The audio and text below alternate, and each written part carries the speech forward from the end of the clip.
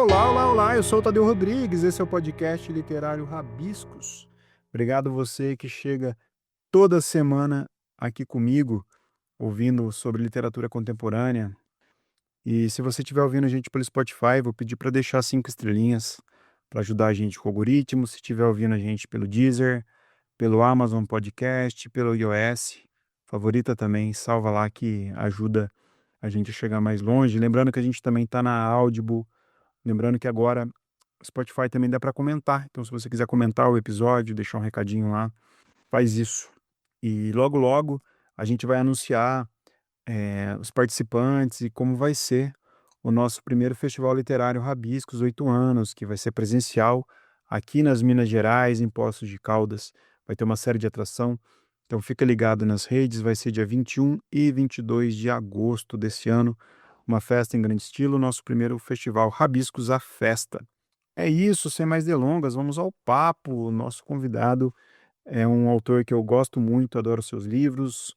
A gente já queria trazer ele já tem um tempo, ele sempre é lembrado aqui no Rabiscos quando a gente pede indicação de nomes, que é o Marcelo Moutinho, que é escritor, jornalista, mestre em bens culturais e projetos sociais pela FGV no Rio.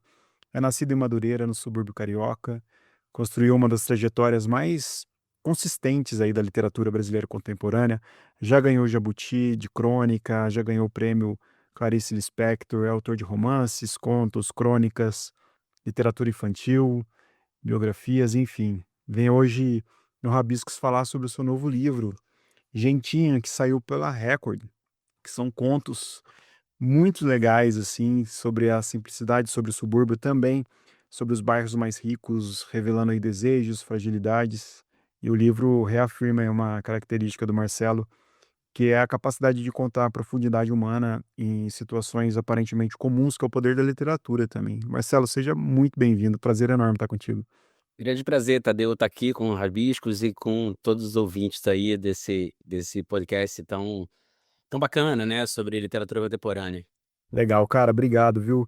E eu adorei seu livro, eu li ele super, super empolgado, achei um livro muito, muito sensível. Mas antes de falar dele, eu queria falar um pouco sobre sua vida mesmo. Você nasceu em Madureira, né? E eu queria entender o que que existe nesse território que continua aparecendo no seu olhar de escritor, mesmo quando você está escrevendo sobre lugares e personagens muito diferentes, assim. Cara, o que geralmente no resto do Brasil se chama de periferia, aqui no Rio a gente usa subúrbio muito mais, né. E essa palavra, no Rio especificamente, ela teve um deslocamento do sentido original, que era o sentido geográfico, né, subúrbio era aquele lugar que está distante do centro da cidade, né, e ela ganhou uma carga ideológica no Rio de Janeiro, muito porque o Rio foi a capital, né, federal, muitos anos, então e o Rio foi uma espécie de laboratório de experiências, da chamada modernização urbana brasileira, né, quando você tinha, ali no começo do século passado, você tinha um centro da cidade muito antigo, né, muito ainda colonial, e uma série de iniciativas do governo federal, da prefeitura, do governo do estado, resolveram transformar essa cidade numa espécie de Paris dos trópicos, né, uma cidade civilizada, só que à beira-mar, né. E esse projeto, ele implicou a expulsão de uma grande população que morava no centro, no entorno do centro, uma população majoritariamente negra e majoritariamente pobre, que acabou se espraiando, né, formando as favelas, né, que hoje até os bairros de elite aqui do Rio de Janeiro tem essa característica de dentro de um bairro de elite você ter uma favela, né, a lógica de periferia e centro aqui é muito misturada, e os subúrbios, porque os subúrbios era uma zona muito rural, mas tinha a linha do trem, então tinha essa facilidade de chegar no trabalho.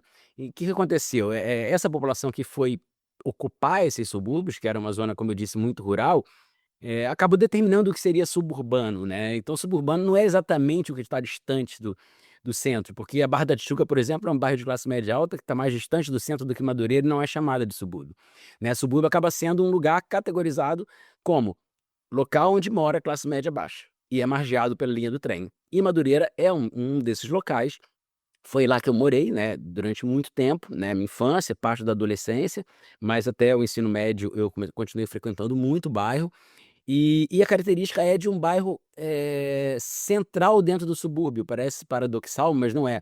É porque é um bairro de muito forte comercialmente, tem muitas lojas até hoje, né, É um bairro muito forte culturalmente, tem 2 escolas de samba, tem um clube de futebol e tudo mais. Então ele meio que agregava, o oferecimento de serviços e produtos para toda aquela daquela região. Agora, o bairro sempre colocado sob essa perspectiva de ser um bairro, né, sem cultura, pela premissa da lógica de uma cultura que não é afro-carioca, por exemplo, um bairro, de gente desqualificada, um bairro, em suma, para citar o livro do no o título do livro, um bairro de gentinha, né. Eu sou de Minas Gerais, né, eu fui algumas vezes para o Rio, mas o Rio pra gente aqui, para os mineiros, né, e eu acredito que para muita gente o Rabiscos é ouvido por todo lugar do Brasil, não entende muito o Rio, acho que até ir para o Rio. Isso que você está falando do subúrbio e das zonas ricas serem muito perto das comunidades e a violência permear tudo e ao mesmo tempo uma exuberância de elite, uma coisa muito grande, né. Isso eu acho que é só vivendo. E a literatura, ela faz a gente entender um pouco, né. Eu lembro do livro Glória, do Victor Hellinger, Tô que lendo esse livro agora, por acaso, ó, sério? veja só. Aham. Que coincidência. Que ele fala, né, ele sempre fala do Glória, do bairro do Glória, que eu nunca fui e conheço, né, porque eu leio ele falando e ele tinha vídeos também, vídeos que ele fazia sobre, né. E aí eu queria emendar isso, assim, o que que você observa nas suas andanças como escritor, a história que merece ser contada? Quando você elege alguma história para contar? Tadeu, eu durante muito tempo, quando eu comecei como escritor, né, porque eu me formei jornalista antes, durante muito tempo, eh, eu fui um escritor que não usava praticamente cor local, assim, meus contos não tinham nome de rua, não tinha um mapeamento muito claro de onde aquela história se passava, e eu acho que isso está muito ligado a uma certa ideia de renegar mesmo minha origem, sabe, de renegar o território de onde eu vim, porque bem ou mal, quando você, começa a entrar no círculo cultural de elite brasileiro, e isso era muito pior há 30 anos, né, hoje é menos, mas você tinha que seguir certos códigos, né, e tratar de certos temas que eram os temas eletivos, assim, do que se podia falar em literatura. E durante muito tempo eu fugi disso, até que eu entendi que talvez a riqueza que eu trouxesse no meu olhar de escritor era justamente, povoar a minha literatura desses temas que eram temas que me pareciam escassos, né. Então desde então, e eu acho que isso virou uma espécie de projeto literário, sem pretensão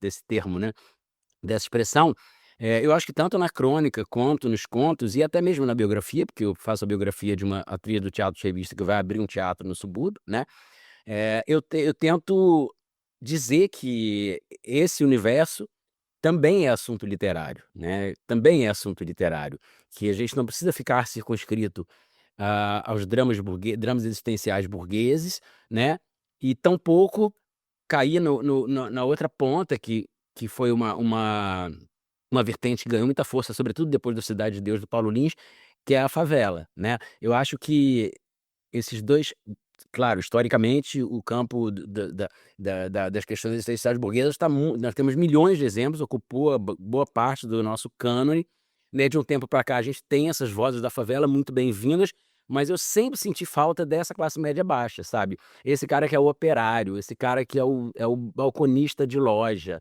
é a mulher que trabalha no caixa do mercado, né, que são mais ou menos os personagens do Rufato também, eu acho que tem muita ligação, e do próprio Victor Eric, né, o Amor dos Homens Avulsos é um livro que toca muito nessas questões, né, ele também era um originário do subúrbio carioca, né, e a partir de então essa virou a minha matéria-prima, assim, para eu trabalhar, seja em que gênero for.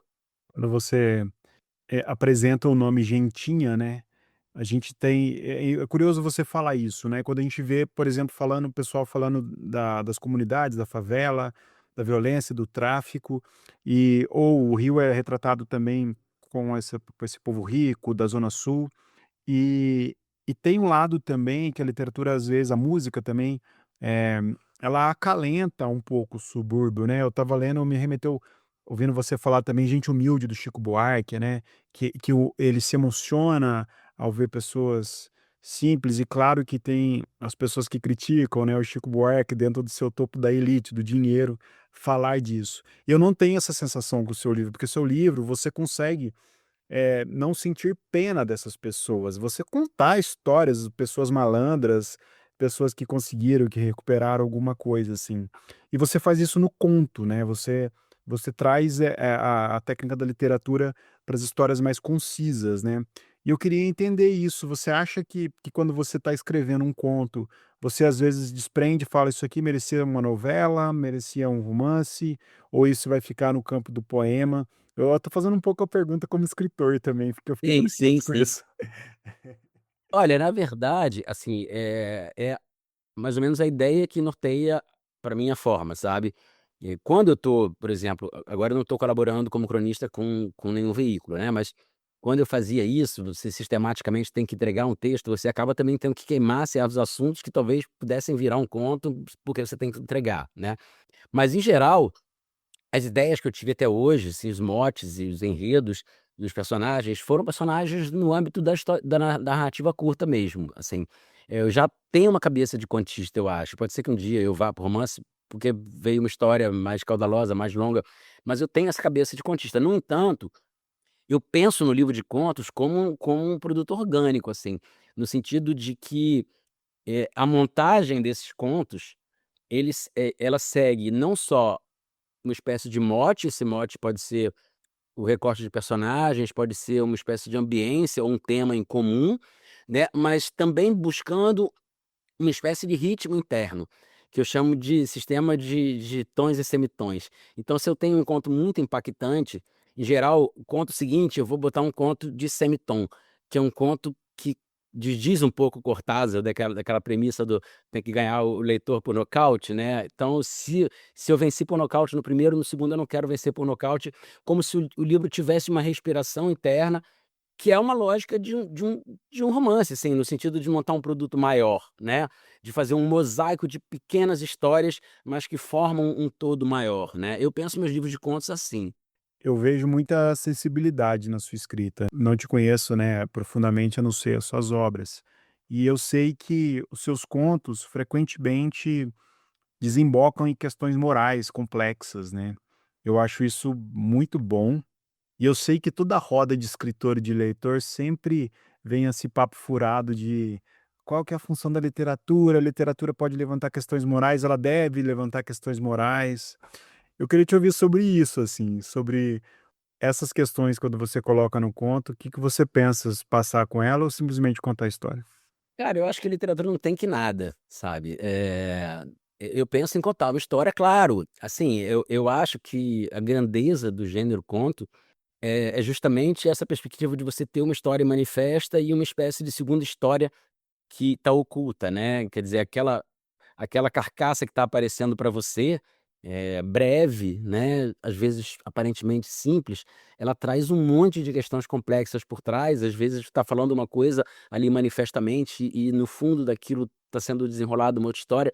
Eu gosto muito da alegoria que o Cortázar usa, né, de alguma coisa que se mexe dentro de um cristal, como se fosse alguma coisa que flameja dentro de cristal, ou seja, dentro da estrutura dura tem alguma coisa em movimento, né. E eu acho que a literatura é um terreno de completa liberdade, assim. Eu, às vezes, vejo umas exigências descabidas, a meu ver, por exemplo, uma aplicação equivocada do conceito de lugar de fala, que é um conceito importante para muitos setores, mas para a ficção não, né. Se um ficcionista não pode escrever na pele de uma mulher trans, como eu fiz no Rua de Dentro, ou na pele de um bebê, como eu fiz no Gentinha, né, ou na pele do que quer que seja, qual é o sentido? A maior radicalidade que pode ser experimentada por um ficcionista é a experiência da alteridade absoluta, né. Inclusive porque, nesse transformar-se, né, em outros personagens, você generosamente começa a olhar por outras perspectivas também, né.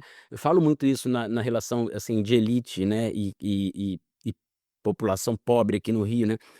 Eu conheço muita gente dos círculos de elite da cidade que nunca foram ao subúrbio, que tem medo, né, e que acham que tem essa ameaça da violência, que efetivamente existe, mas que existe na zona sul também, mas é porque não há conhecimento, quer dizer, quando você se aproxima do outro, quando você se aproxima de um olhar que é diferente do seu, a tendência é que você compreenda esse outro melhor, né. E a gente vive numa lógica de algoritmo hoje em que esse espaço vem sendo achatado, porque você acaba que você só recebe aquilo que você já acha, já concorda ou já gosta, né?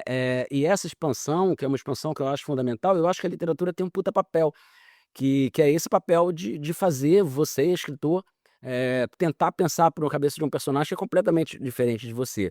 Daí a importância da fabulação. Por isso eu tenho falado que eu ando um pouco de saco cheio da autoficção, sabe. Não é per si, não é que eu acho a autoficção ruim, tem livros ótimos de autoficção e livros péssimos de autoficção, assim como qualquer subgênero. Mas eu acho que a gente está perdendo um pouco esse poder da fabulação, né, de você realmente escrever sobre alguma coisa muito distante da sua vida e ter verossimilhança e ter verdade naquilo, verdade não como um contrário de mentira, né, mas no sentido de do caráter da ficção mesmo.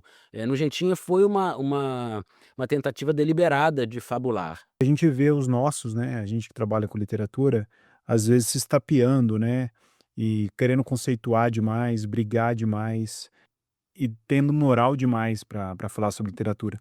Recentemente eu entrevistei o Luiz Biagione aqui, que está lançando um livro pornográfico, como ele diz, João Malho, né, e a gente falou sobre isso, assim, ele até falou dos escritores hoje em dia, das escritoras que têm o medo do cancelamento, por exemplo, que escreve com esse cuidado exagerado, porque sabe que um trecho do livro vai para a internet, e se aquele trecho for descontextualizado, ele vai ser atacado, e às vezes entre o nosso circuito, nosso círculo, a gente se ataca também.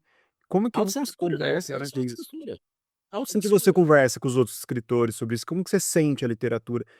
Pra gente, sei lá, pra quem tá ouvindo a gente lá do Ceará. Não, eu sinto isso que você fala, há um medo disseminado e não manifesto, né, não se fala muito sobre isso, há esse medo.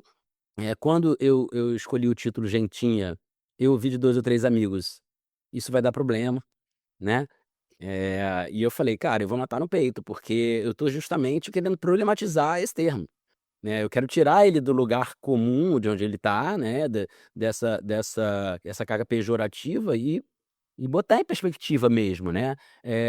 Porra, mas se a gente que faz literatura não vai ter coragem de colocar essas questões, o que vai sobrar da literatura, né, uma literatura ensimesmada, medrosa, uma literatura conformada com os códigos do momento, porque, não adianta também a gente fazer um discurso, decolonial, anticanônico e ser um discurso completamente moralista e conservador, só que com outra chave, entendeu? A literatura não é como eu disse, não tem que nada. Você publica o livro, o leitor gosta ou não, dá porrada ou elogia ou ignora, né, é do jogo. É isso aí. E fica de alerta para as pessoas que ouvem o Rabiscos, que estão começando a escrever também, para não ter esse recato, nem esse receio, né. Acho que isso acaba funcionando melhor quando a pessoa quer escrever. Tadeu, a pior coisa eu acho que a pior coisa que a gente tem visto hoje, né, eu vejo 2 traços, assim, que são muito incômodos pra mim, né, assim, no papel de leitor. Claro que não são todos os livros, né, mas há muitos livros assim. Um é o didatismo, né. É uma literatura cheia de boas maneiras e boas intenções, né, é uma literatura de personagens, ou muito maus, caricatamente maus, e mocinhos e bandidos de uma forma, nossa, com zero complexidade, zero nuance, né. E o segundo é a metáfora explicada, né. Se você está lendo um livro e tem uma metáfora incrível e logo depois, essa metáfora é explicada como se viesse uma bula da própria metáfora, né, porque não se confia que o leitor seja capaz de dar sua participação como leitor, o que é fundamental, né, isso é teoria da recepção básica, né, o leitor também constrói a história, o livro ele se efetiva no momento em que o leitor está lendo aquela história que você escreveu e ela não é mais sua, né, e esse leitor com a sua experiência pessoal, com a sua história, né, com os seus sentimentos, ele vai ter uma fruição estética absolutamente singular, que vai ser diferente dos outros leitores, mas para isso ele precisa ter espaço, né, se você, faz tudo em minúcias, né, se você dá a metáfora, explica a metáfora. Se você, cria um personagem que é só bom, outro que é só mal, você está achatando a literatura, sabe. Por isso que eu falo, você disse: "Ah, o olhar do Gentinha para essa população, não é um olhar de uma população virtuosa apenas". Não, cara. Tem o cara que assalta o a loja para roubar um aparelho, um videogame pro filho, entendeu? Tem gente escrota e tem gente maneira, porque nós somos escrotos e maneiros mesmo, sabe? E a gente não pode perder essa dimensão. Tem não ficção no Gentinha ou não? É tudo ficcional? Tem um conto que tem um pé na não ficção, que é o conto que abre o livro, mas aí foi uma coisa deliberada, né, a minha mãe de fato morreu atropelada, né, Do eh, acidente. é, ali eu crio uma estrutura bem ficcional, uma estrutura toda fragmentada e tal, mas eu tinha aberto o livro anterior, que é o de crônicas, O Último Dia da Infância, com uma crônica sobre o atropelamento que matou minha mãe. E eu queria fazer esse exercício de trabalhar o mesmo tema como crônica e como conto, e mostrar como pode ser diferente. Eu Uhum. queria fazer esse exercício. Então eu abro os 2 livros, até um amigo que é dos meus leitores de confiança, quando leu nos originais, ele falou: "Pô, você vai abrir de novo com esse tema?" Eu falei: "Mas é proposital. Eu quero que esse cotejo seja feito, né." Porque muita gente pergunta: "O que que é crônica, o que que é conto?", né. Às vezes tem uma certa, dificuldade de entender, porque são gêneros que, por vezes, se interpenetram mesmo. Eu falo assim: "Cara, eu vou fazer aqui um exercício com exatamente o mesmo tema, exatamente os mesmos personagens, e vou trabalhar em 2 chaves bem diferentes." O acidente não sendo o fim, não sendo mas sendo o começo, é curioso isso. Sim, sim, Eu sim. perguntei de não ficção, porque você também escreve biografia, né, em 2024 você publicou a biografia da atriz Zakiya Jorge, e que é uma figura fascinante do Rio, assim. E o que que, sei lá, a pesquisa biográfica te ensina ou ensinou e influencia na sua ficção? Cara, primeiro foi um certo apavoramento, porque, enfim, era um livro que eu queria um livro com um rigor historiográfico, assim, eu não queria qualquer aspa que tem no livro vai estar referenciada, né, ou foi tirada no jornal, ou foi numa entrevista, todas estão referenciadas. Eu queria esse rigor. E como eu pesquisei uma personagem que morreu muito cedo, né, morreu em 57, com 33 anos, então era uma atriz que trabalhou no teatro de revista, trabalhou na chanchada com a Dercy Gonçalves, com o Grande Otelo, mas sempre num lugar subsidiário, né, nunca num lugar de protagonismo.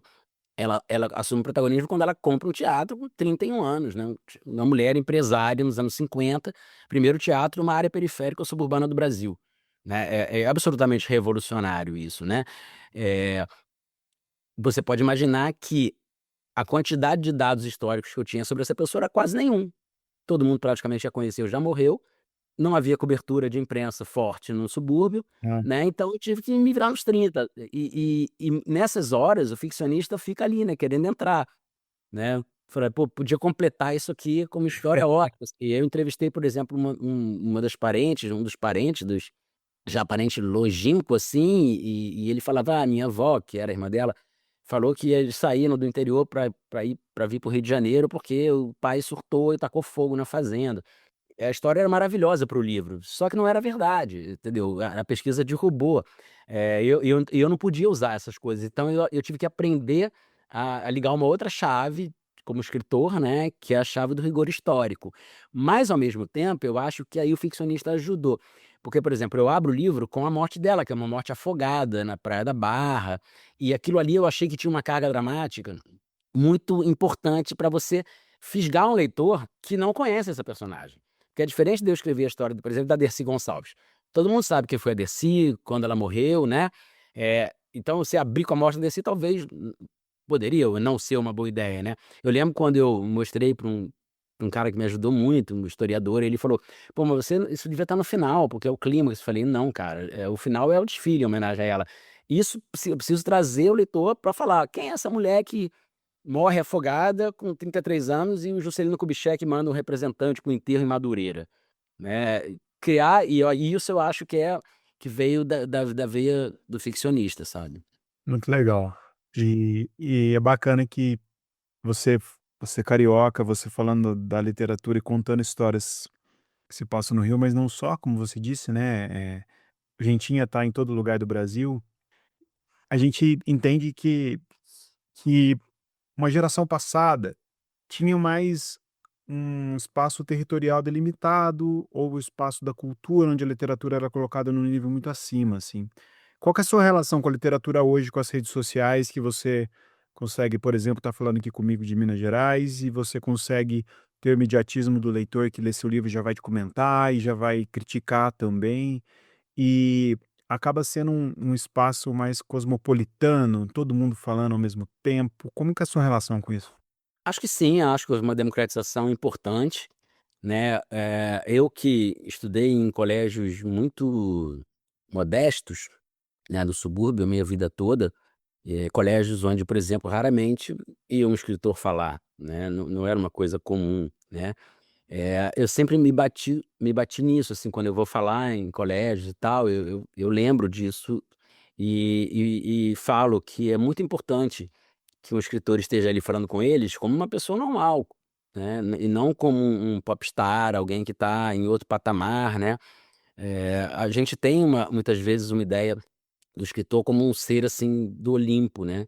E eu brinco, né, fique 7 dias sem lixeiro na sua cidade e você vai ver o que que você vai valorizar mais, o lixeiro ou o escritor, entendeu. É, Porque todos os ofícios são ofícios fundamentais, né, para a sociedade, e a gente, eu digo que eu consegui o green card da literatura, assim, né, eu vim de um lugar que seria improvável ser escritor, muito improvável, né, hoje eu, sei lá, estou em festivais, ganhei prêmios e tudo mais, mas eu nunca vou me conformar em ficar repetindo os códigos desse lugar, entendeu. Porque eu acho que se a gente vem de outro lugar e chega aqui, é pra gente questionar esses códigos, né.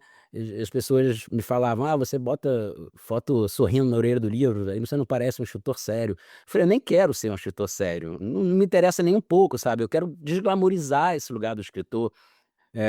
Até muito pouco tempo atrás eu jogava minha pelada semanalmente, assim, pra mim escrever era tão importante quanto jogar aquela pelada, é tão importante quanto ir pra uma roda de samba, é tão importante quanto tomar um chopp com meus amigos, não é mais, sabe. Todas essas coisas são fundamentais na minha vida, e a gente precisa colocar, né, baixar um pouco a bola, assim, desse lugar meio olímpico da literatura e da arte em geral. Claro, eu sou um leitor apaixonado, né, um cinéfilo, adoro praticamente todo tipo de arte, mas eu acho que a gente tem que entender e mudar certos códigos, né, quando a gente chega nesse lugar, porque muitas vezes a pesso o escritor se torna um escritor famoso, um escritor que veio de outro lugar, e ele vai lá e repete todos aqueles códigos, todo aquele rito, que é um rito que ele foi crítico a vida toda, né, ele foi crítico daquele rito, aí ele chega lá e ele repete, né, e eu acho que a gente tem que, desacralizar esses ritos e ser do jeito que a gente é, né, e aproximar as pessoas da literatura, porque a gente ainda fala para muito pouca gente no Brasil, né.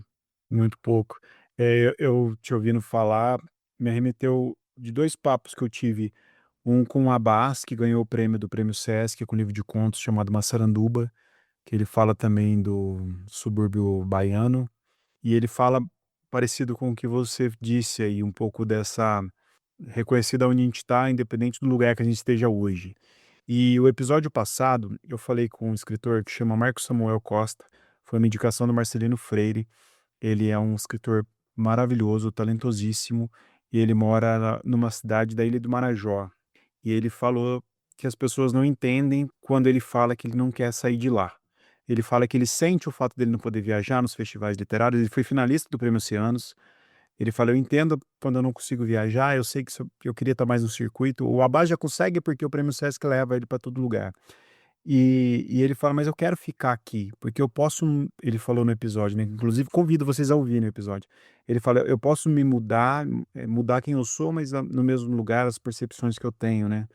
E te ouvir falar isso eu acho muito bom, porque já ouvi pessoas aqui no podcast que às vezes conseguem um tipo de prestígio ou ganham um tipo de prêmio, começa a voltar lá com o que a gente falou lá atrás, da categorização da literatura. A gente já ouviu gente falando aqui que literatura periférica, poesia, poema periférico marginal é muito diferente da poesia de verdade e tal. E isso é muito claro que não todas as pessoas que vêm aqui, porque a gente faz uma curadoria boa, eu e a Jéssica, modéstia à parte falando. Mas como que você vê a literatura que não é o papel, mas os festivais, as feiras, a possibilidade de conversar com as pessoas pessoalmente, que antigamente não tinha isso. Isso você vê como um plus também, ou você acha que às vezes a literatura fica menor e se valoriza mais isso? Cara, eu acho que na verdade as 2 coisas, né. Primeiro, são muito importantes, porque inclusive possibilitam ao escritor que não consegue viver de direito autoral, que ele faça alguma renda para sua vida, o que é muito justo e muito legítimo, né. Ao mesmo tempo, a gente tem essa outra questão. Que primeiro que a questão, se o escritor não performa bem, ele pode escrever grandes livros, né, mas ele não vai entrar nesse circuito. E isso é um prejuízo, né. Esse é o ponto um. E o segundo ponto é o que eu acho que muitas vezes, há uma certa preguiça curatorial, tá, de repetir sempre as mesmas pessoas, né. Eu entendo, claro, eu não assim, é como se fosse um shopping center. Se você não tiver 3 ou 4 lojas muito conhecidas, né, você não sobrevive. Tudo bem, eu entendo que o festival tem que ter aqueles nomes que são os nomes de grande atratividade. Tudo bem. Mas isso não impede as curadorias de ter um pouco de inquietação, de fugir do óbvio, né, de abrir espaço para novas vozes, né, de inclusive juntar essas vozes mais consagradas, mais estabelecidas, com vozes menos conhecidas, né. Eu sinceramente eu vejo uma preguiça quase que generalizada, não é todo mundo, enfim, temos exceções, né, temos ótimas exceções, mas eu vejo uma preguiça disseminada nesse sentido de: "Ah, então vamos botar fulano, cicrano e não sei quem", e aí você olha para o festival na Bahia, no Piauí, no Maranhão, no Rio Grande do Sul, no Rio de Janeiro, e os nomes são os mesmos, os mesmos. É impressionante. Eu compartilho com você, assim. E aqui no Rabiscos a gente recebe muita sugestão de pauta, né. E eu com a Jéssica a gente sempre fala isso, a gente quer ouvir pessoas, não pelo número de seguidores que a pessoa tem, mas porque a gente gostou do livro, ou a gente gostou da história da pessoa. Acho que ela vai ter alguma coisa a falar também. Muito bom. Cara, a gente tem um quadro aqui chamado Na Sua Estante. O pessoal de casa não tá vendo, mas você tem uma estante maravilhosa atrás de você, recheadíssima de livro. E não é cenográfica não, viu. Não é cenográfica. E eu queria ouvir de você algum livro que você tá lendo, você até falou que tá lendo Glória, mas algum livro que você queira indicar, algum livro importante pra você, que a gente tem um cardzinho aqui que a gente coloca os livros indicados no episódio. Cara, eu tô lendo Glória, assim, eu tô realmente encantado, eu tinha lido O Amor dos Homens Avulsos, né, aí não sei por que depois não tinha mais pego, e eu sou um pouco contra majoritário, se todo mundo tá lendo tais e tais coisas, eu vou ler uma coisa que ninguém tá lendo, assim, Eu eu sou um pouco assim, tá? tento fazer essa resistência pessoal, né, essa coisa meio ghost de não ler o que tá todo mundo lendo. Às vezes eu não posso debater na mesa de bar, mas paciência, eu não quero ser levado a ler pela indústria cultural, entendeu. Eu sei que isso não muda nada pra indústria cultural, mas pra mim muda, né. Eu Então Glória compartilho. o Glória eu tô amando, tô mais ou menos na metade. Agora pra indicar um livro de qualquer tempo, de qualquer momento, cara, um livro, assim, eu vou indicar um livro de um autor, tá aí, que tá fora do mainstream, né, que é o Quase Memória, do Carlos Heitor Coni. Nossa, adoro esse livro.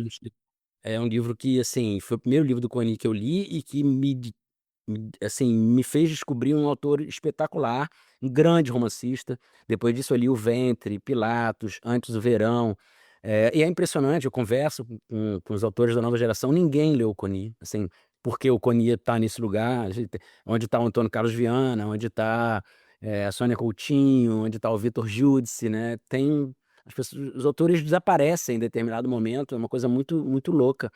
E é um livro que ele fala, né, baseado na história do pai dele, né, ele encontra uma caixa com umas coisas que eram do pai, um livro memorialístico, né, que ele chama de quase romance, quase memória, quase romance, e que curiosamente foi um livro que causou um impacto tão grande em mim, e esse livro foi escrito por conta da morte da cachorra do Coni. Não sei se você sabe disso, o Coni passou quase 20 anos sem escrever romance, tinha sido um autor de muito sucesso no final dos anos 60, começo dos anos 70, passou muito tempo sem escrever romance, e há muitos anos atrás, o Adolfo Bloch, que era o dono do Grupo Manchete, onde ele trabalhava, tinha dado uma cachorra para ele detestava cachorro, mas era o chefe dele, deu a cachorra, ele teve que levar a cachorra para casa a contragosto.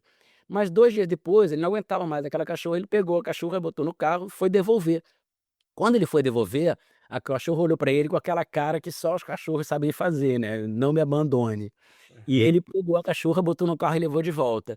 Isso inaugura uma relação de completo amor entre ele e essa cachorra, que se chamava Mila, e quando ela morre, ele tem uma tristeza tão profunda que ele escreve Quase Memória quase que de uma vez só, né. E quando eu tenho uma gata hoje que chama Mila por causa da cachorra do Coni, Olha só. né, porque Uhum. eu também odiava gatos e por conta de um casamento eu acabei ficando com uma gata e eu falei: "Eu vou homenagear o Coni". E aí um dia ele escreveu uma crônica chamada Mila, né, uma das crônicas mais lindas que eu já li, e um dia eu encontrei o Coni, eu chamei o Coni para um evento, levei com as memórias para ele autografar e falei: "Olha, a minha gata se chama Mila por causa da sua crônica", e tal. Ele falou assim: "Uma crônica que eu detesto, Ah, muito sentimental". sério? Olha só. Eu assinava aquele clube de leitura da TAG, Uhum. e esse livro veio nele. Eu li despretensiosamente esse livro, porque eu lia o livro que chegava por mês, Sim. e aí veio esse livro nele lá, foi bem no começo da TAG, acho que o segundo ou terceiro ano. Eu tive acesso ao Cuni, depois eu li antes do verão também, e eu gostei muito e foi ao acaso, assim, foi uma surpresa boa. Boas dicas, e fiquei até com vontade de reler ele agora. Eu vou indicar um livro que eu estava organizando aqui o papo contigo, que que me veio na cabeça aqui, que eu lembrei um pouco do seu estilo, das suas temáticas, que é A Vida Invisível de Eurídice Gusmão, da Marta Batalha, né. Eu acho que de certa forma ele conversa um pouco com Gentinha também. Se você e ela são autores aí interessados em olhar para pessoas que normalmente não ocupa o centro das narrativas, mas que tem os universos internos, assim. Então fica a minha dica, A Vida Invisível de Eurídice Gusmão, da Marta Batalha. Cara, E virou filme basicamente. inclusive, né. Oi? Virou filme, né. É, sim. Virou filme. Virou filme. O livro é bom e o filme também. E eu gosto muito. E obrigado, cara. Que bom falar contigo, que bom te conhecer. Espero mais encontros, espero que você volte mais. Com certeza você vai produzir muito livro ainda, eu tenho certeza disso. Que você volte no Rabiscos para falar sobre os seus novos livros, novas obras. Obrigado, viu? Cara, eu que agradeço, assim, prazer conversar contigo. Uma pena a Jéssica não tá aqui, mas É enfim, mesmo. a gente encontrei ela, a gente se encontrou no Farpa, em Teresina, Ah, foi sim. 3 dias muito incríveis e é uma pessoa muito legal. E o trabalho de vocês é muito bacana, cara, é um prazer falar com vocês e com o resto do Brasil, né, porque é como você disse, você tá em Poços de Caldas, eu não sei onde é que a Jéssica tá agora, eu tô no Rio de Janeiro, mas a gente tá falando como se estivesse ali na esquina, só falta cerveja. Só faltou cerveja. Hoje é pré-feriado, dava para ter uma cervejinha aí, né? Ela Vacilamos nessa, hein? Obrigado mesmo, um beijão pra Jéssica. A Jéssica tá na correria, ela tá na curadoria da Flipei, e aí é uma loucura, reuniões e tudo mais, ela tem conseguido não conseguiu chegar a tempo, até achei que ela fosse chegar pra dar um beijo, mas fica aqui um beijo pra ela. Cara, obrigado, viu. Pessoal de casa, semana que vem a gente volta, um beijo a todos, bom dia, boa tarde e boa noite.